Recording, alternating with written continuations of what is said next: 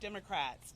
I want to especially welcome the Virginia Black Caucus Chair, Delegate Lamont Bagby, Delegate Darrell Barnes, the Chair of the Legislative Black Caucus of Maryland, and Representative Nicole Collier, Chair of the Texas Legislative Black Caucus. Today, we are standing before the Katie Waller Barrett Library. Nearly 82 years ago, in 1939, a 26-year-old attorney, Samuel Tucker, with 4 other black men, entered the library and requested a library card individually. As each individually was denied, the person took a book and sat down and read. They were all arrested, and that is typically known as the first sit-down demonstration in this nation's history. It is important that we are here today, and it is justice that we are here, because those 4 men all sat down so we could today stand up. Unfortunately, in the South and across this nation, Jim Crow laws on voting are rearing its ugly head. Restricting the sacred franchise of the vote from Americans is unjust, unconstitutional, and will not be tolerated. They are an affront to the concept of democracy and the freedom that so many like to talk about but refuse to respect. I am proud of the work that we have done in Virginia to expand access to the ballot, from no-excuse absentee voting, making Election Day a holiday, making drop boxes available for voters, and the Voting Rights Act that was introduced by 2 legislators who you will hear from later. And we are on the way of extending voting rights to those who have been convicted of a felony and have paid their debt to society.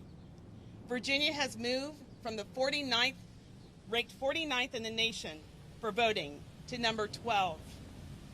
We, all of us, stand in solidarity with our Texas brothers and sisters and want to help them fight against restrictive proposals.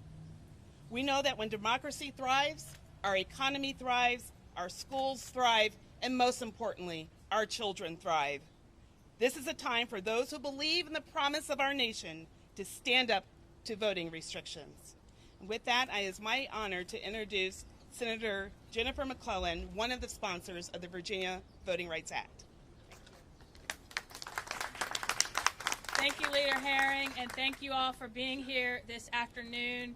It is important that we stand in the shadow of our history because our history has shaped the road that led us here. As chair of Virginia's Dr. Martin Luther King Jr. Memorial Commission, I am here in the spirit of Dr. King as we all fight for the beloved community that he fought for. As we approach the 1-year anniversary of the death of John Lewis, I'm reminded of his words that he wrote, that democracy is not a state, it is an act that requires each generation to do its part to achieve the beloved community that he and Dr. King fought for.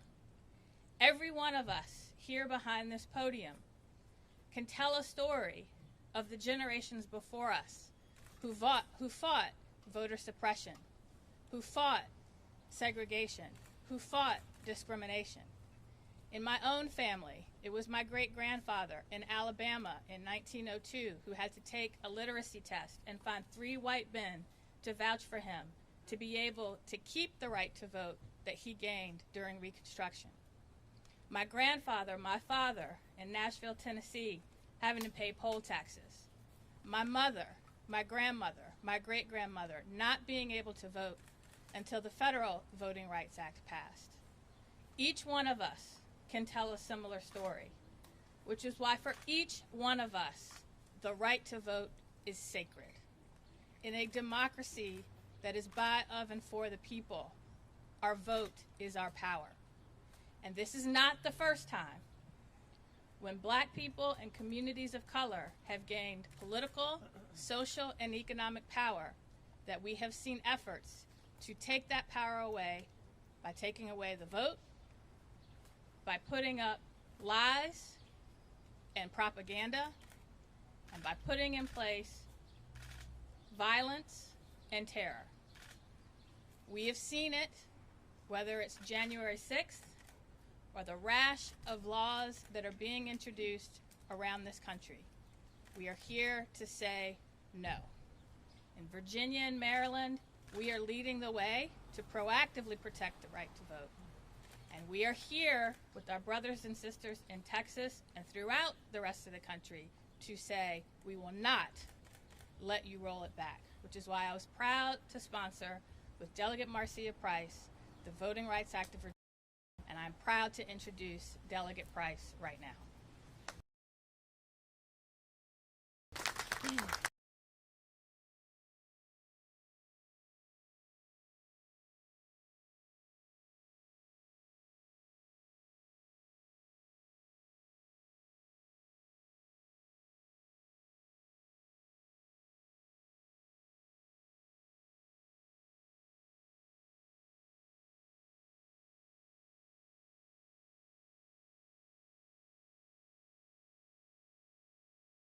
Historic progress and gains, including the Voting Rights Act of Virginia. But there are two things we must realize. One, I'm old enough to remember in 2019 and all of the years previous of the Republican majority that each one of the Black Caucus's members' voting elections bills were killed summarily while they ushered in voter suppression and used unconstitutional racial gerrymandering to dilute Black Virginians' votes. I'm also old enough to remember in just 2019 that in 2021, that not one of the Republicans supported the Voting Rights Act of Virginia. And if it had not been for us taking over in 2020, we would be like our brothers and sisters in Texas.